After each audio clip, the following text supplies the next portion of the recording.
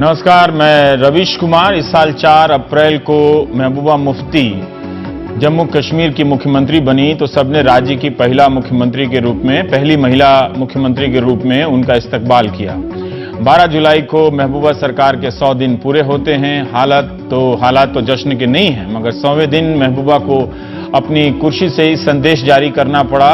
कश्मीर की जनता के नाम की भीड़ बरगलाकर उन्हें ऐसी जगहों पर ले जा रही है जहां हिंसा स्वाभाविक है और परिवारों में जहां मौत का गम है, वो भीड़ चले जाने के बाद पूरी जिंदगी सदियों तक उन्हें सालता रहेगा। मुख्यमंत्री रविवार के बाद से लोगों के बीच नहीं गई हैं। इंडियन एक्सप्रेस ने लिखा है कि उन्होंने अपने मंत्रियों को आदेश दिए हैं कि वे लोगों के बीच जाएं। दक्षिण कश्मीर के 4 जिलों में जहां स्थिति खराब बताई जाती है, वहां कोई मंत्री नहीं गया है। ये कल की खबर थी, यानी सोमवार तक। दिल्ली में जब प्रधानमंत्री की अध्यक्षता में कश्मीर की स्थिति पर उच्च स्तरीय बैठक हुई तो महबूबा मुफ्ती मौजूद नहीं थी। विपक्ष के नेता उमर अब्दुल्ला ने भी सवाल उठाया कि इस बैठक में कश्मीर का कोई प्रतिनिधित्व नहीं था। मुख्यमंत्री वीडियो कॉन्फ्रेंसिंग से भी इसमें हिस्सा ले सकती थी। कश्मीर के लिए बैठक हो रही है और कश्मीर का प्रतिनिधि ना हो, उससे राज्य में क्या संदेश गया होगा। प्रधानमंत्री ने भी इस मसले पर कोई ट्वीट नहीं किया है, ना ही सीधे कोई बयान दिया है। बैठक के बाद पीएमओ में राज्य मंत्री जितेंद्र सिंह ने कहा है कि प्रधानमंत्री कश्मीर के हालात पर बारीक नजर बनाए हुए हैं और राज्य को हर संभव मदद दी जाएगी। उन्होंने कश्मीर के हालात का जायजा लिया है और इस संबंध में हम लोगों को मार्गदर्शन दिया है, अमन शांति बनाए रखने की अपील की है और हालात पर चिंता जताई है। यह बयान क्या जनता से संवाद कायम करने के लिए काफी है, यह आप सोचिए। प्रदर्शनों के दौरान हुई हिंसा में मारे गए लोगों के लिए कोई शब्द नहीं। क्या उनके बारे में भी सरकार ने कोई राय बना ली है? एजेंसी की खबरों के मुताबिक प्रधानमंत्री ने मीडिया पर नाराजगी जताई है कि आतंकवादी बुरहान को हीरो की तरह क्यों पेश किया गया। क्या मीडिया के कवरेज के कारण समस्या पैदा हुई या घाटी में लोग मीडिया के खिलाफ भी गए? क्या यह आने वाले समय में होने वाली राजनीतिक लाइन का कोई संकेत है? क्या नाराजगी इस बात को लेकर भी है कि किसकी इजाजत से बुरहान के जनाजे में हजारों लोगों को जमा होने दिया गया? प्रधानमंत्री कश्मीर को समझते हैं क्योंकि 7 नवंबर 2015 के दिन शेर कश्मीर स्टेडियम में उन्होंने ऐसा ही कुछ कहा था। कश्मीर के लिए मुझे दुनिया के किसी की एडवाइस की आवश्यकता नहीं है, मुझे किसी के एनालिसिस की आवश्यकता नहीं है। इसी धरती पर, इसी मंच पर अटल बिहारी वाजपेयी जी ने जो बात कही थी, इससे बड़ा कोई संदेश नहीं हो सकता। उन्होंने 3 मंत्र दिए थे। उन्होंने कहा था कश्मीरियत, जमहूरियत और इंसानियत। जम्मू कश्मीर में पीडीपी बीजेपी की सरकार है। जमहूरियत और इंसानियत की हालत देखिए। राज्य के स्वास्थ्य मंत्री बाली भगत भी बीजेपी के हैं।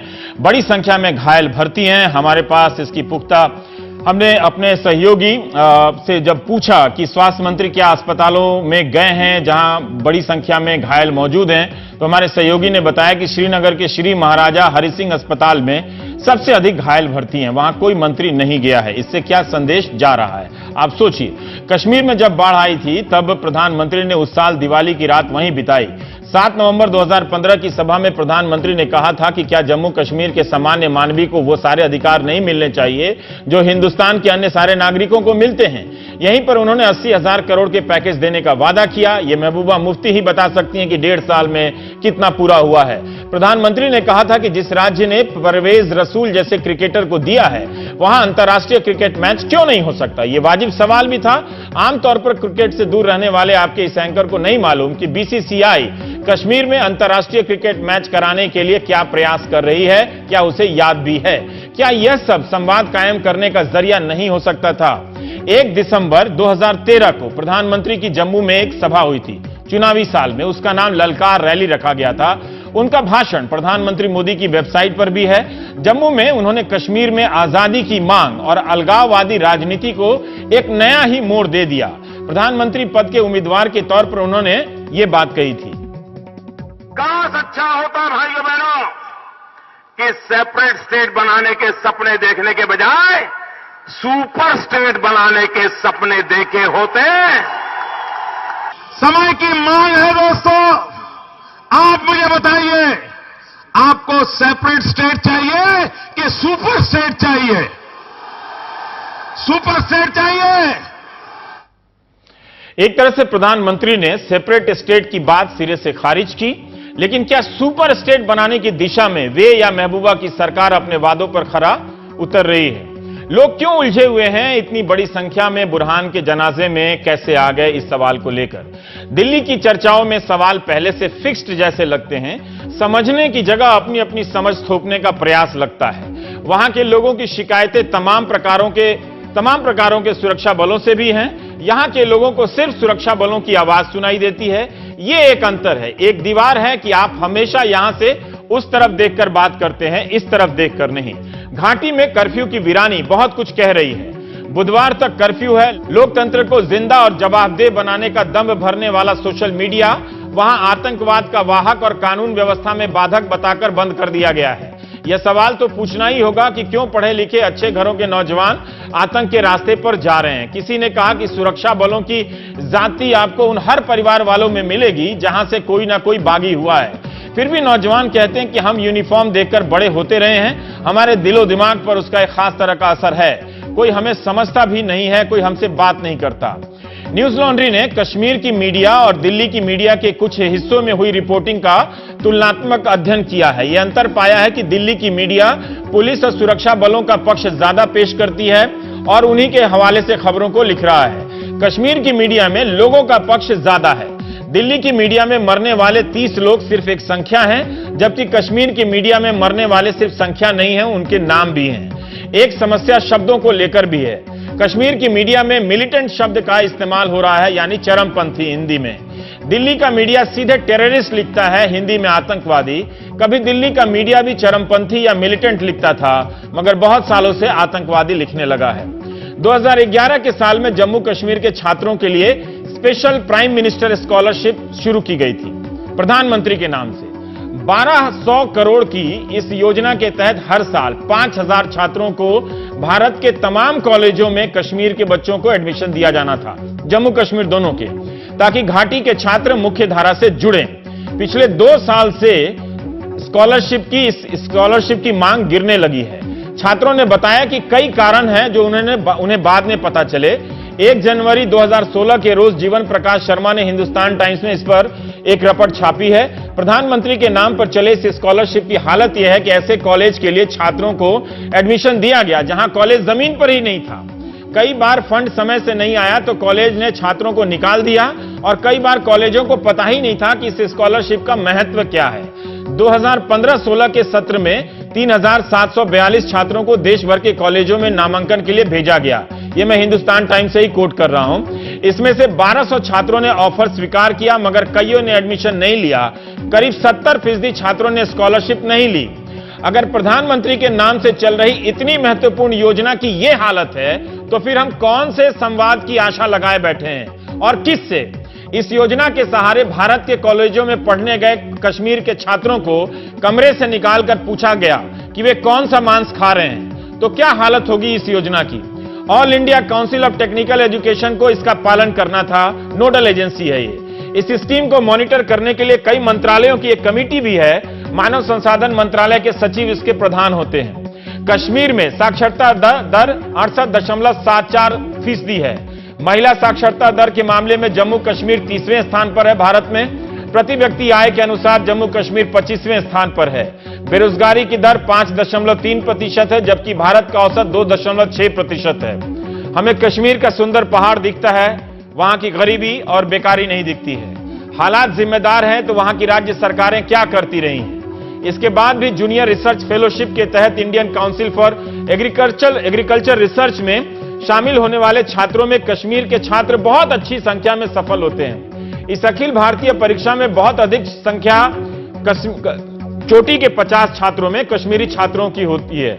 मुझे भी हैरानी हुई कि कश्मीर के छात्र वेटनरी और एग्रीकल्चर साइंस की पढ़ाई में इतनी दिलचस्पी क्यों ले रहे हैं। तो एक छात्र से बात की मैंने और उन्होंने बताया कि राज्य में 1000 से अधिक वेटनरी स्नातक इस वक्त बेरोजगार हैं। इसी 2 जुलाई को जम्मू में बेरोजगार वेटनरी डॉक्टरों ने प्रेस क्लब के सामने प्रदर्शन भी किया कि सरकार नौकरी नहीं निकाल रही है। मुफ्ती मोहम्मद सईद साहब ने मुख्यमंत्री रहते हुए वादा किया था कि नौकरी दी जाएगी, मगर सरकार ने सिर्फ 24 पदों के लिए वैकेंसी निकाली। राज्य में 2445 वेटनरी सेंटर हैं और करीब 600 डॉक्टर ही इस वक्त हैं, जबकि राज्य में मवेशियों की संख्या करोड़ों में है। कश्मीर पर जब भी बात होती है कश्मीर से नहीं होती है। सब कश्मीर को लेकर अपनी अपनी बात करते हैं, अपनी अपनी धारणाओं के पहाड़ चढ़ने लगते हैं। हम बात करेंगे, हमारे साथ लेफ्टिनेंट जनरल सैयद अता हसनैन साहब हैं। आप रिटायर्ड हैं, सुरक्षा विशेषज्ञ हैं आप और विवेकानंद फाउंडेशन से जुड़े हुए हैं। अनुराधा भसीन जामवाल जी हैं, एग्जीक्यूटिव एडिटर हैं आप कश्मीर टाइम्स की। शहला राशिद हैं, आप उपाध्यक्ष हैं जेएनयू छात्र संघ की। अनुराधा, मैं आपसे जानना चाहता हूं कि आज मुख्यमंत्री महबूबा मुफ्ती ने अपना संदेश दिया है कश्मीर की जनता के नाम पे और ये कहा है कि भीड़ है जो बरगला कर ले जा रही है और ऐसे मकाम पर ले जा रही है जहां टकराव मुमकिन है, जहां टकराव होना ही है और इस तरह से जान जाएगी और परिवार वाले इस भीड़ के जाने के बाद वर्षों भुगतते रहेंगे। कश्मीर ने इस रास्ते से कुछ हासिल नहीं किया, ये एक रुख है। दूसरा रुख है जो दिल्ली में बैठक हुई है, अभी जो स्थिति है वहां पर, क्या वो स्थिति सामान्य की तरफ लौट चुकी है, बेहतर हो रही है?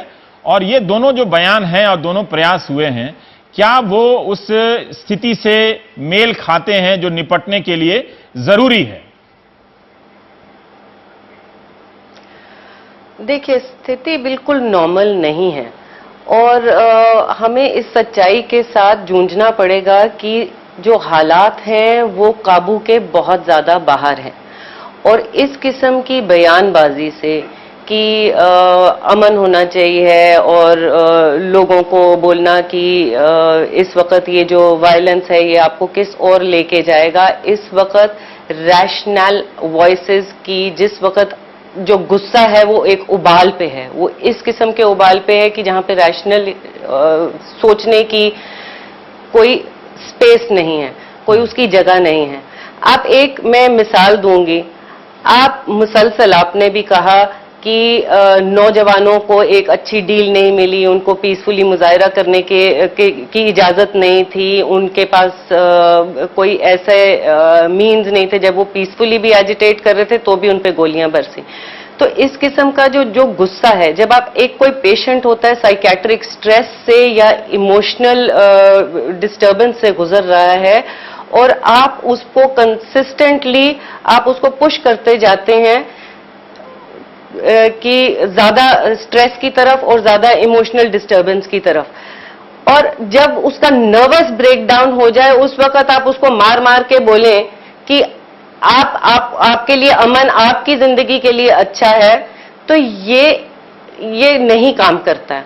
उस वक्त उसको जरूरत होती है दवा की। जो ये स्टेटमेंट्स जो है इस वक्त वो एक रोल नहीं अदा कर सकते। एक जब पीरियड ऑफ काम होता है, जब भी पीरियड ऑफ काम होता है, हिंदुस्तान की सरकार हमेशा भूल जाती है कि एक पॉलिटिकल इशू एग्जिस्ट करता है कश्मीर का, जिस मसले का हल निकालना है, और वो हमेशा भूल जाते हैं और वो उस पीरियड ऑफ काम को हमेशा नॉर्मलसी की तौर पे देखते हैं। एक और सवाल मैं आपसे पूछना चाहता हूं। मेरे सहयोगी अंग्रेजी चैनल में बीजेपी के प्रवक्ता ने कहा कि कश्मीर के नेता युवाओं को भड़का रहे हैं, वो कश्मीर के नेता जिनके बच्चे विदेशों में पढ़ते हैं। मेरे ख्याल से उनका इशारा सेपरेटिस्ट अलगाववादियों की तरफ है।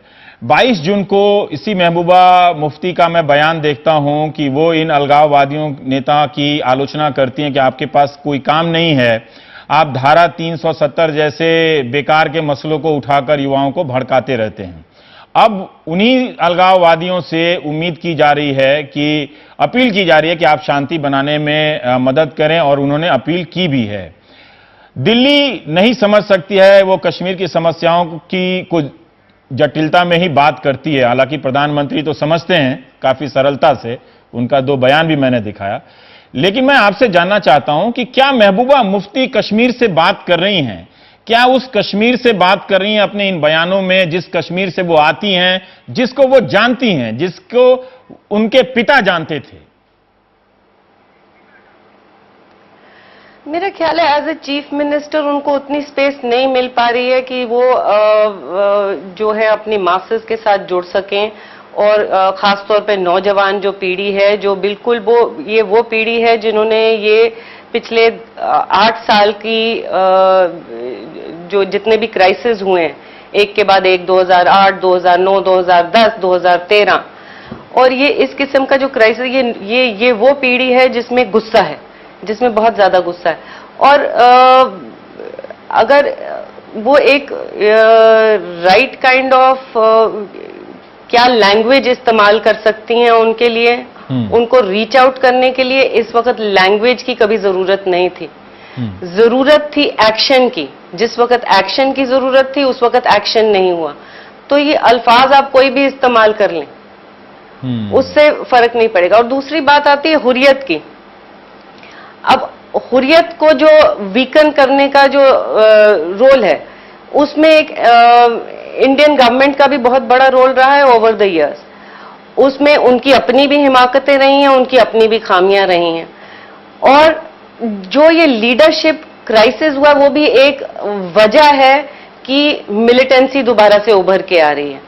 जब आप बिल्कुल एक वैली को टोटली, एक जो सेंटिमेंट है, जो जिस सेंटिमेंट को रिप्रेजेंट करते हैं, वो मेन स्ट्रीम पार्टीज रिप्रेजेंट नहीं करती हैं, आप उस सेंटिमेंट की लीडरशिप को पूरी तरह से तबाह कर देते हैं, डिमोलिश कर देते हैं, या आप उनके ऊपर इस तरह की रिस्ट्रिक्शंस और रोक लगा देते हैं, अरेस्ट बार बार करेंगे या हाउस अरेस्ट करेंगे, तो उसमें जाहिर सी बात है कि नौजवान पीढ़ी जो है वो एक नई लीडरशिप को उभारने की कोशिश करेगी, वो चाहे सही हो या गलत। शैला, मैं आपसे जानना चाहता हूं कि तमाम लेखों को मैं पढ़ रहा था, इतना ज्यादा इसके समझने की प्रक्रिया को जटिल बना दिया गया है कि ऐसा लगता है कि अब कुछ समझना बाकी नहीं है।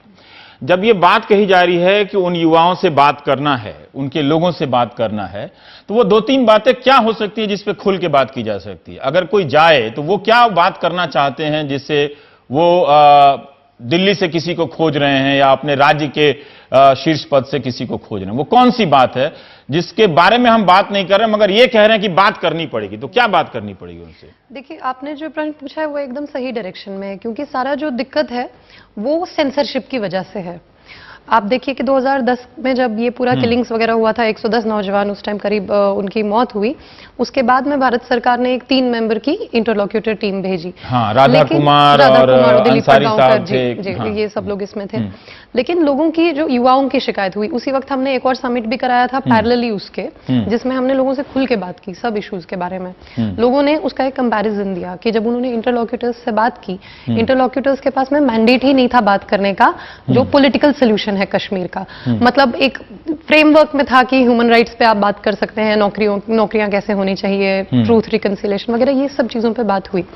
लेकिन मुझे लगता है कि अगर आज साफ तौर पे अगर एक बात किया जाए, माने ये सब कुछ पॉलिटिकल करेक्टनेस ये सब कुछ छोड़ करके अगर हम लोग साफ तरीके से बात करें, कश्मीर ना ही टेररिज्म का प्रॉब्लम है ना ही ह्यूमन राइट्स का प्रॉब्लम है। दोनों इश्यूज हैं, सही बात है, लेकिन जो कोर इशू है वो उसका पॉलिटिकल इशू है।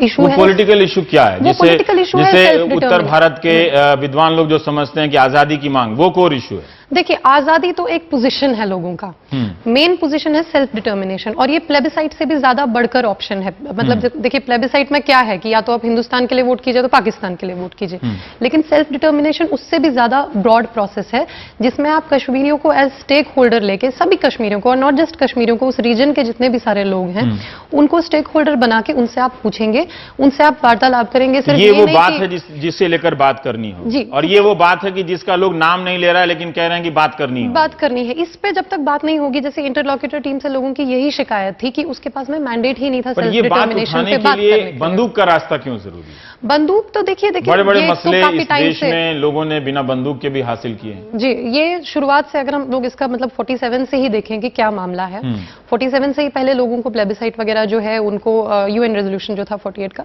उसमें ये था कि प्लेबिसाइट होगा और उसकी कुछ कंडीशंस थी। लेकिन उसके बाद धीरे धीरे क्या हुआ ना, पहले प्लेबिसाइट फ्रंट को बैन किया गया, जो वहां पे एक पार्टी थी 70 तक वो वहां पे एक पार्टी थी, मेन स्ट्रीम पार्टी थी, उसको बैन कर दिया गया।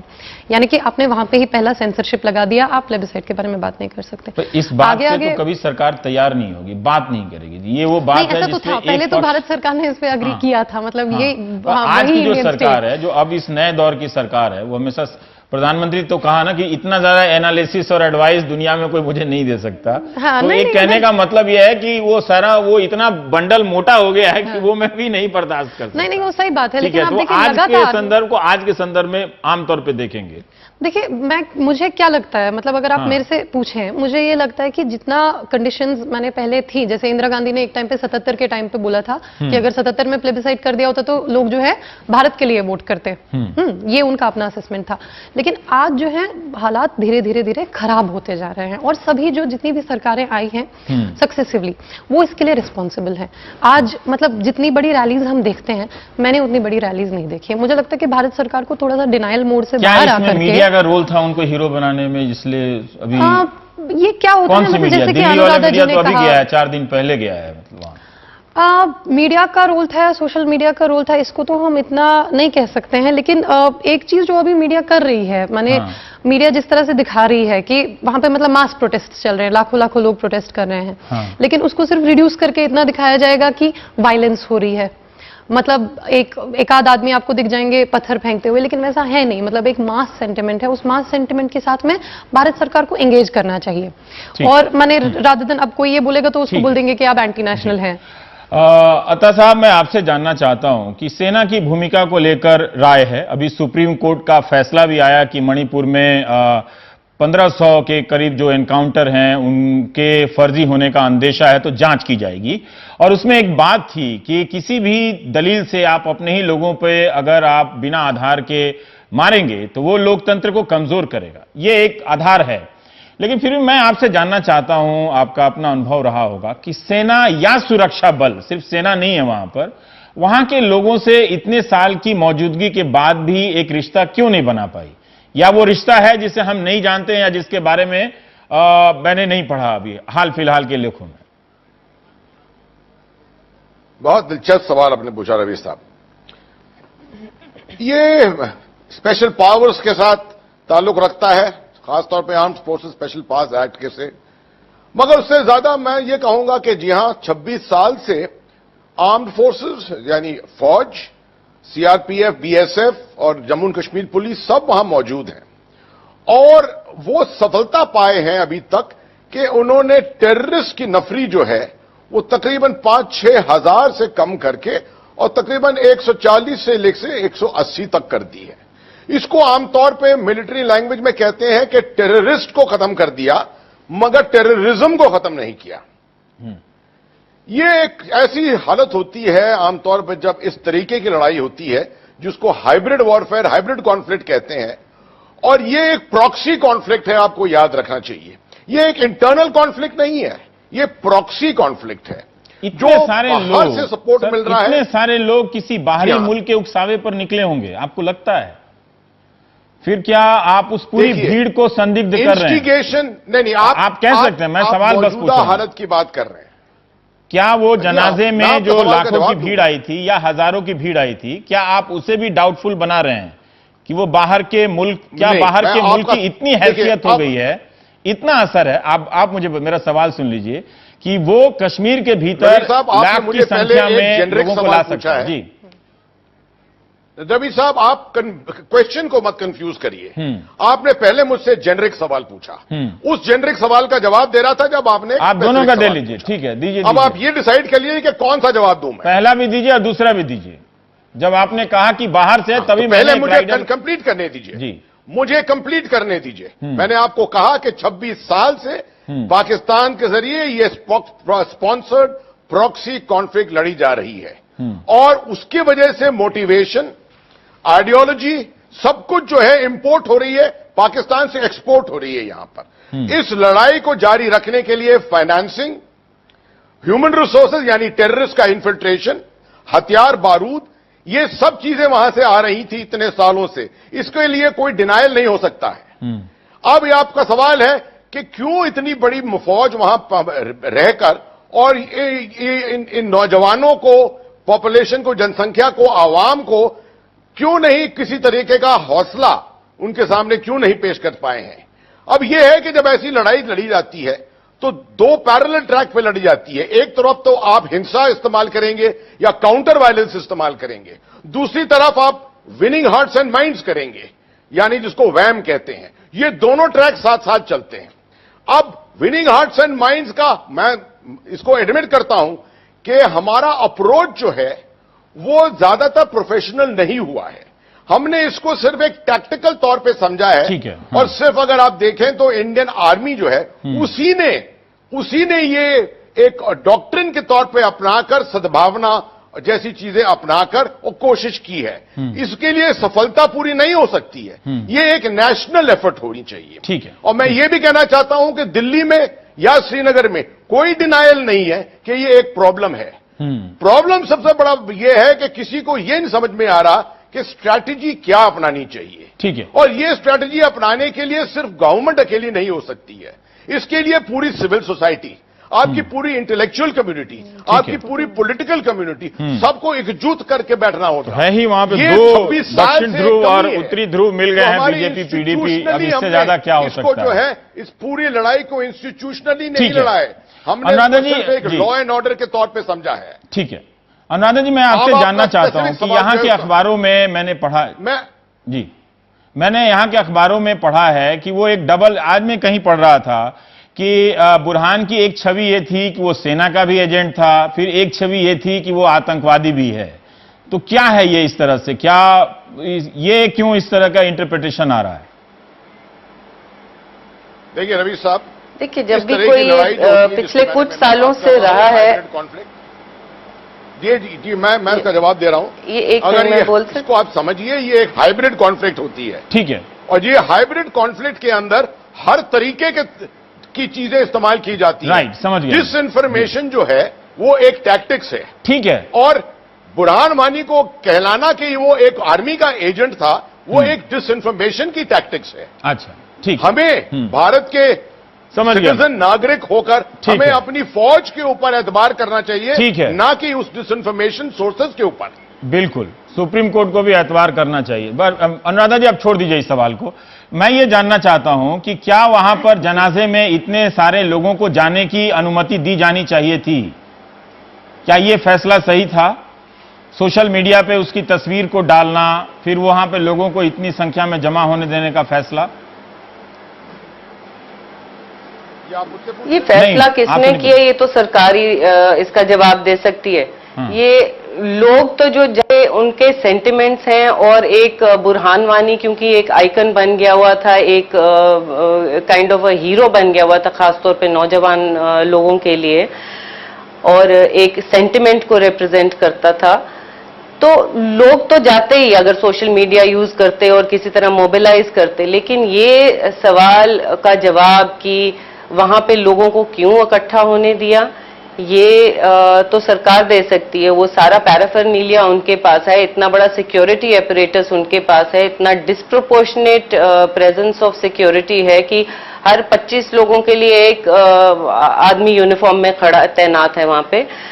तो इस किस्म की जब संख्या है, और उन्होंने कर्फ्यू भी लगाया हुआ था, तो उसके बावजूद तो इज देयर क्या ऐसे vested interest with in the official agency, security agencies और सरकार में इस किस्म के वेस्टेड इंटरेस्ट हैं जो चाहते हैं कि ये क्राइसिस बना रहे और किसी न किसी तरह से कश्मीर में एक ऐसा वायलेंस उभरे और ऐसा क्राइसिस हो? ठीक है।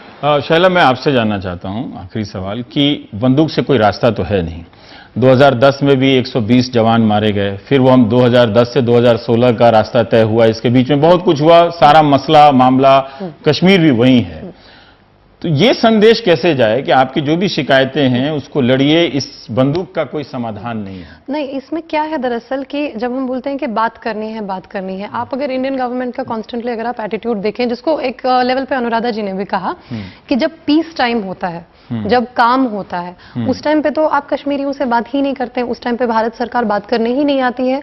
और न सिर्फ इतना, ये बोला जाता है कि ये भारत का अंदरूनी मसला है और फिर भी आप पाकिस्तान के लोगों से खैर बात करते हैं, पाकिस्तान के डिप्लोमेट से बात करते हैं, लेकिन बात यह है कि ये एक इंटर बॉर्डर मतलब ये क्या हो जाता है, इंटर कंट्री डायलॉग हो जाता है उसमें, जिसमें मतलब कश्मीरियों को स्टेक होल्डर एज रिकॉग्नाइज किया ही नहीं जाता।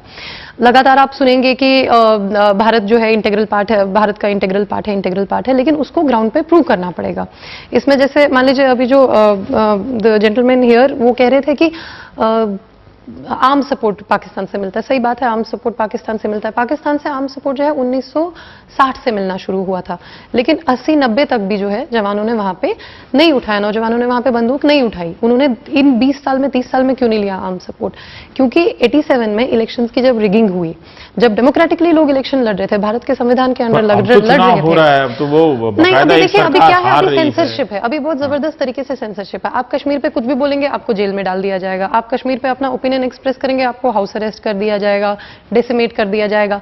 वहां पे मतलब इतना ज्यादा इंटेलिजेंस का वहां पे इतना ये है, मतलब ऐसी कौन सी समस्या है जिसको नहीं तोड़ा जा सकता? मैं वही कह रहा हूं कि जो समस्या है, पहले शिकायत वो समस्या है, को एक्नॉलेज तो करें। पर वो बंदूक का रास्ता मतलब कहां से जाएगा? बंदूक का रास्ता तो मतलब जब आप नौजवानों को बोलते हैं कि बंदूक का रास्ता छोड़ने, उस स्टेट को भी बोलना पड़ेगा। State is constantly talking through the gun, state किसी और तरीके से बात नहीं कर रही है, वो सिर्फ बंदूक की नोक के जरिए बात कर रही है लोगों से। और जगह जगह आप देखते हैं फेक एनकाउंटर होता है, रेप्स होते हैं, और उसका कोई भी अकाउंटेबिलिटी नहीं है। सुप्रीम कोर्ट अब खुद बोल रही है। तो लगातार मतलब जब आप लोगों की आवाज को क्रश करेंगे, उनके पास में कोई और ऑप्शन नहीं बचेगा। जब आपके इंस्टीट्यूशंस वर्क नहीं कर रहे हैं ठीक से, आपको कोई भी बोलने का स्पेस नहीं दिया जा रहा है। पर सरकार तो उनकी अपनी सरकार है, पीडीपी उन्हीं इलाकों से आती है, महबूबा मुफ्ती आ रही है, क्या वो सरकार लोगों की आवाज नहीं बन पा रही है? क्या उसमें कुछ डिस्कनेक्ट? देखिए डेफिनेटली जो जिन लोगों ने उनको वोट किया है वगैरह, उनको तो रिप्रेजेंट करती है, लेकिन जैसे अनुराधा जी ने भी कहा कि एक बहुत बड़ा सेक्शन है जो इलेक्शन को बॉयकॉट भी करता है। आपको उनसे भी बात करनी पड़ेगी। माने आप जब एक इलेक्ट होके आते हैं गवर्नमेंट, तब वो सब लोगों को रिप्रेजेंट करती है। तब इस तरह के स्टेटमेंट देना कि आप जो है ये तो आतंकवादी हैं, ये तो ये है, ये तो ये, ऐसे चलेगा नहीं। माने अब जो लाखों लोग वहां अनार्म्ड हैं वो तो आतंकवादी नहीं है। बहुत बहुत शुक्रिया आप सभी का। ये मैं कहना नहीं चाहता कि जटिल मसला है, क्योंकि आप समझिए, जानने का प्रयास कीजिए, धारणाएं तो है ही, उसको लेके बैठे भी रहिए, कोई दिक्कत नहीं है। वैसे भी यहाँ की राजनीति का काम चल ही जाता है। जामिया मिलिया टीचर्स एसोसिएशन ने इस घटना पे बयान जारी किए हैं, तो मैं ये जब पढ़ नहीं पा रहा हूं, समय नहीं है, पर मैं ये सोच रहा था कि हिंदुस्तान के बाकी राज्यों में भी तो तमाम विश्वविद्यालय हैं, उनके अपने डिपार्टमेंट बंद हो रहे हैं, फिर भी शिक्षक नहीं बोलते, और शिक्षक ऐसे मसलों पे चुप क्यों रहते हैं? ब्रेक के बाद हम दाल पे बात करेंगे। यहां तो दाल गल गई, देखते हैं देवेंद्र शर्मा के यहां गलती है या नहीं गलती है। छोटे से ब्रेक के बाद। Thank you ma'am.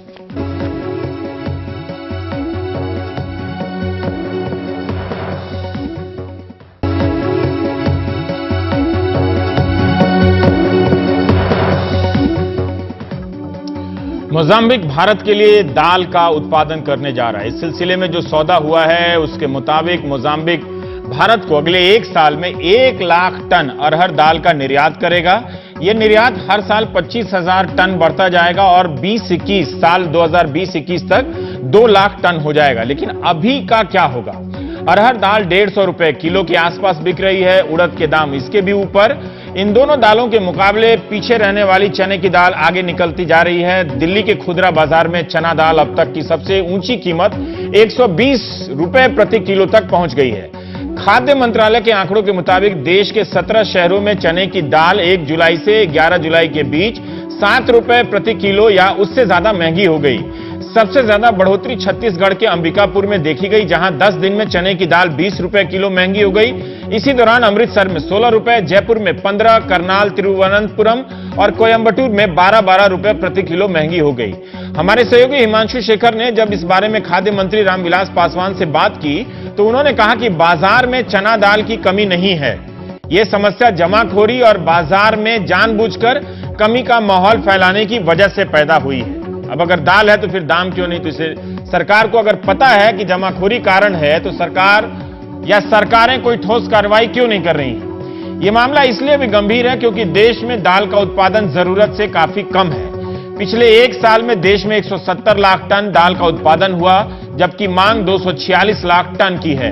इस 76 लाख टन की कमी को पूरा करने के लिए व्यापारी 58 लाख टन तक दाल आयात करने के लिए तैयार हैं और सरकार 8 से 10 लाख टन दाल का आयात करने की तैयारी कर रही है अपनी तरफ से। इसके बावजूद करीब 8 लाख टन दाल की जरूरत बनी रहेगी। हमारे साथ देवेंद्र शर्मा हैं। आज आपका लेख पढ़ा कि आप काफी नाराज लग रहे थे इस फैसले से कि हिंदुस्तान के बाहर दाल की खेती का करार क्यों हो रहा है, हिंदुस्तान में क्यों नहीं हो रहा है। हिंदुस्तान की अपनी परिस्थितियां रही होंगी सरकार की। अब आप ही बताएं कि इस बिंदु पे, इस फैसले पे देवेंद्र शर्मा को गुस्सा क्यों आता है। देखिए, कुछ साल पहले रवीश जी, आपको शायद याद होगी ये खबर, मैं एक 1990 के दशक की बात कर रहा हूं कि हॉलैंड से भारत गोबर आयात करने जा रहा था। और ये जब मैंने ब्रेक की तो उसके बाद काफी बवाल मचा देश में। लेकिन एक कार्टून मैं आपसे शेयर करना चाहता हूं। उस कार्टून में था कि 2 गाय खड़ी हैं और एक गाय दूसरी गाय से बोलती है कि मेरे गोबर में क्या प्रॉब्लम है कि हॉलैंड से गोबर मंगाया जा रहा है। मुझे लगता है इस बात में सारा मैसेज है कि हमारे देश के किसानों में क्या प्रॉब्लम है कि आप मोजाम्बिक के किसान, फिर आप तंजानिया, कीनिया, इन सब देशों को देख रहे हैं कि वो आगे से हमारी जो देश की दाल की जरूरत है वो पूरी करे। क्यों नहीं वही काम हमारे देश के किसान कर पाते हैं? ये काम हम डाइवर्ट क्यों कर रहे हैं इस तरफ अटेंशन को कि आप अभी पहले हमने खाद्यान्न तेल में किया, अब हम दालों में करने जा रहे हैं। आने वाले दिनों में आप देखेंगे कि दूध उत्पादन पे जा रहे हैं, सब्जियों पे जा रहे हैं। ये जो हमारी आत्मनिर्भरता जो हमने बहुत मुश्किल से अचीव की थी इस देश में, वो हम क्यों डिसमेंटल करना चाहते हैं? इस सवाल पे मैंने ये लेख लिखा है। और मेरा एक मानना है कि जिस देश में 60 करोड़ किसान हों, उस देश में बाहर देखने की जरूरत नहीं है, हमें अंदर देखने की जरूरत है कि हम उन किसानों को कैसे अपने एक तरह सशक्त बनाएं कि वो खेती कर सकें। अब देखिए, 2-3 बातें आपने कहा कि मोजाम्बिक के किसानों को हम टेक्नोलॉजी देंगे, वो तो आपने यहां भी देते हैं किसानों को। आपने कहा कि जो आप पैदा करेंगे, मोजाम्बिक के किसानों से कहा मिनिमम सपोर्ट प्राइस से हम कम नहीं देंगे आपको दाम, और जो पैदा करेंगे वो हम गारंटी करते हैं कि हम खरीदेंगे। पंजाब में, हरियाणा में, मध्य प्रदेश में, देश में जहां जहां दालें होती हैं, अगर हमने यही उनको जो कंडीशंस हैं उनको ऑफर की होती किसानों को, तो हमारे देश के किसान इतनी दाल पैदा कर सकते हैं कि सारी दुनिया की रिक्वायरमेंट हम पूरा कर सकते हैं। क्योंकि हमने आज तक सब कुछ करने के बावजूद आज तक गारंटी नहीं किया कि हम आपसे जो आप पैदा करेंगे वो हम खरीदेंगे। तो वो किसान बेवकूफ नहीं है, वो जानता है कि आज दाम अगर 50 रुपए मिलते हैं तो कल वो 30 रुपए भी पहुंच जाएंगे, 20 रुपए भी पहुंच जाएंगे, इसलिए वो दाल में नहीं जाता। लेकिन अगर आप बाहर के किसान को दे सकते हैं तो हमारे किसानों ने क्या गुनाह किया कि आप उनको नहीं देना चाहते? जहां तक मुझे ध्यान आता है, हम गारंटी करते हैं कि हम हर दाना आपसे खरीदेंगे। देवेंद्र जी, जहां तक मुझे ध्यान आता है कि सरकार ने कुछ 500 करोड़ की एक स्पेशल पैकेज योजना बनाई थी दलहन की खेती को प्रोत्साहित करने के लिए। दलहन की जो खरीद मूल्य है वो भी उसमें भी वृद्धि की है सरकार ने, कोई 400 रुपए से या उससे अधिक की वृद्धि की है। क्या सरकार ये सोच रही है कि हमें एक रियल टाइम में अधिक दाल चाहिए, इसलिए यहां भी उगाओ और वहां भी उगाओ ताकि उसको मेकअप किया जा सके, बाजार में शायद दाल ना हो? ये मैं सहज और साधारण सवाल पूछ रहा हूं कि हो सकता है कि बाजार में दाल ना हो तो अफ्रीका में भी उगा लो, इधर भी उगा लो, मिला जुला के इधर हो जाएगा। नहीं, देखिए, मेरा सिर्फ ये मानना है कि अगर अफ्रीका में अगर 1 लाख टन आप दाल पैदा भी करते हैं और आने वाले सालों में प्लान है इनका कि 5 लाख टन चला जाए, तो वही 1 लाख टन, 5 लाख टन की हम तैयारी भारत में क्यों नहीं कर सकते? मैं सिर्फ ये सवाल पूछ रहा हूं। और वो अफ्रीका से तो पैक होकर दाल भारत में आनी है, वो उसमें हवाई जहाज का या समुद्री जहाज का भी तो टाइम लगेगा, फिर आप उसको सब्सिडी देंगे जो जितनी दाल यहां आएगी। ये क्या ड्रामा हो रहा है? क्यों नहीं हम भारत के किसानों को हम ये बोले कि भाई हम आप जो पैदा करेंगे हम आपसे खरीदेंगे। और जिस मैंने आपसे कहा कि जो आपने कहा कि 500 करोड़ का पैकेज था, देखिए कुछ साल पहले 60,000 गांव को एक पैकेज बनाया गया कि इसको हब बनाएंगे हम पल्सेस का। फिर आपने कहा कि कुछ क्लस्टर बना के हम 50,000 रुपए गांव को देंगे। ये सिर्फ टेक्नोलॉजी बेचने के तरीके थे। जो जरूरत थी इतने सालों से वो ये थी कि हम ड्यूटी जो 0% ड्यूटी है हमारी इंपोर्ट ड्यूटी, उसको हम 50% पे कर दें और हम भारत के किसानों को ये कह दें कि जो आप पैदा करेंगे हम खरीदेंगे। मैं आपको दावे से कह सकता हूं रवीश जी कि आपको 1 साल का इंतजार नहीं करना पड़ेगा, अगले मौसम में ही किसान आपको पैदा करके दिखा देंगे। लेकिन आप करना नहीं चाहते क्योंकि एक इंपोर्ट लॉबी इतनी हावी है इस देश में कि वो चाहती है कि उसको पैदा हो एक्सपोर्ट। देवेंद्र जी, मेरा अक्सर आपके साथ मुझे लगता है क्यों हम किसानों को भूल चुके हैं कि हमारे देश में किसान भी रहते हैं। मैं अक्सर जब भी आप ये बात कहते हैं तो मैं आपके साथ इस सवाल पे पहुंच जाता हूं कि अगर इंपोर्ट लॉबी मजबूत है तो किसानों के पास भी राजनीतिक ताकत है। जब मैं गांव में घूमता हूं तो तमाम सांप्रदायिक मसलों पे तो उनकी काफी जानकारी है, काफी भड़के रहते हैं आजकल। वो लोग भी, और गांव में भी देख लीजिए इस तरह की हिंसा की किस तरह से चीजें बढ़ रही हैं, और वो अपने नेताओं से बहुत नजदीक रहते हैं, नेता भी उनके बहुत नजदीक रहते हैं। अगर गांव में सांसदों का दौरा देखें, विधायकों का, फिर वो इंपोर्ट लॉबी से खुद को हावी क्यों नहीं कर पाते हैं? आखिर किसान कहां है? अगर उसको सब मालूम है तो ये बात क्यों नहीं मालूम है कि वो अपने दाल की संभावना को लेकर सरकार से, विधायक से, सांसद से बात कर सके? देखिए, मुझे कहना तो नहीं चाहिए, लेकिन आज सच्चाई यह है कि शायद किसान जो है वो अपने किसान नेताओं पर ही भरोसा नहीं करते हैं। वो कारण यह है कि देखेंगे कि सब पार्टियां, जो कि जितने किसान संगठन हैं, अधिकतर उसमें से, सभी नहीं, अधिकतर किसान संगठन तो लाइन पर लगे हुए हैं कि उनको असेंबली के लिए टिकट मिल जाए या उनके वो पार्लियामेंट के लिए टिकट मिल जाए। ये सारी कोशिश रहती है तो किसान की आवाज कहीं ना कहीं दब जाती है। जो सच्चाई है वो ये है, आज हालात ये हैं कि किसान अपने अपने इलाके में तो हीरो हैं, लेकिन देश के लेवल पर जीरो है। और यह बड़ा दुर्भाग्य है कि 60 करोड़ किसान भारत में हों और किसानों की आवाज ना हो। यह सच्चाई है कि किसान की लॉबी जो है आज बहुत कमजोर हो पड़ी है। ये सिर्फ अपने छोटे इलाकों में अपना फीडर ठीक करा दिया, ट्यूबवेल ठीक करा दिया, वहां तक तो ठीक है, लेकिन जो देश के ऊपर जो इश्यूज हैं, देश के इश्यूज हैं, वहां पर कहीं ना कहीं हम देखते हैं कि ये किसान संगठन सब मिला लिए जाए तो जीरो पे आते हैं। और इसलिए शायद पॉलिटिकल पार्टीज इसका ख्याल नहीं करती हैं, क्योंकि सारे के सारे जो नेता हैं, अधिकतर जो उसमें से नेता हैं, वो लाइन में लगे हुए हैं। एक सवाल मैं जानना चाहता हूं कि क्या ऐसा हो सकता है कि मोजाम्बिक की मिट्टी भारत की मिट्टी से ज्यादा उर्वर हो, बढ़िया हो? देखिए, भारत एक सब कॉन्टिनेंट है, आप जानते हैं। भारत में हर तरह की मिट्टी है, भारत में कोई प्रॉब्लम नहीं है। जो उपजाऊ, जो हम इलाके जानते हैं कहां कहां पर दालें होती हैं, सिर्फ यह है कि इच्छा शक्ति नहीं है हमारे देश में, राजनीतिक इच्छा शक्ति नहीं है कि हम देश के अंदर पैदा करें। और जिस दिन हम ये मान लेंगे कि हम इनको अश्योर्ड, जैसे गेहूं और धान में होता है, वैसे हम प्रोक्योरमेंट करेंगे अश्योर्ड, आप बात मानिए, कोई जरूरत नहीं है किसी देश की तरफ देखने की। भारत में सब कुछ हो सकता है, दुनिया का प्रॉब्लम भी यहां से एड्रेस। और एक मिनट मुझे निकल गया आपके लिए, मैं ये जानना चाहता हूं कि अगर वो वहां से खेती करके ला ही रहे हैं, दाल उगा के ला ही रहे हैं, तो नुकसान क्या हो जाएगा किसानों का? सरकार ने ये तो नहीं कहा कि हम भारत वाले किसान से नहीं खरीदेंगे। आज देश में ये जब भी आप बाहर से आयात करना या प्रोडक्शन सिस्टम बाहर ले जाते हैं, तो इसका मतलब है कि आपको अपने देश के प्रोडक्शन सिस्टम पे विश्वास नहीं है। और यही एक कारण है कि मैं देख रहा हूं कि आस्ते आस्ते हमारा रुझान जो है उस तरफ जाता जा रहा है। पहले खाद्यान्न तेल में गया, खाद्यान्न तेल में हम तकरीबन 70,000 करोड़ रुपए का एडिबल ऑयल इंपोर्ट करते हैं, जो कि ये पैसा जो हम बाहर के किसानों को दे रहे हैं, ये हमारे देश के किसानों को जाना चाहिए था। तो तभी किसान जो है आज आर्थिक संकट में है देश में। तो क्यों नहीं हम सारा फोकस यहां करते हैं, ना कि बनिस्बत बाहर के देशों को हेल्प करते हैं। मेक इन इंडिया होना चाहिए, मेक इन मोजाम्बिक नहीं होना चाहिए। Made in Mozambique, make in India करते करते मेड इन मोजाम्बिक हो गया। तो ये दाल की कहानी है। देवेंद्र शर्मा के लेख में एक और बात थी, जो समय नहीं रहा, शायद उनके दिमाग से वो बात उतर गई होगी, कि जो जो देश खाद्यान्न के मामले में आयात पर निर्भर रहते हैं, संकट के वक्त वहां काफी फूड राइट्स होते हैं, रोटी छीनने के दंगे होते रहते हैं। आप देख रहे थे प्राइम टाइम, आपका बहुत बहुत शुक्रिया। दाल खाइए, दाल गलाइए और प्रभु के गुण गाइए, गा सकते हैं तो चलो।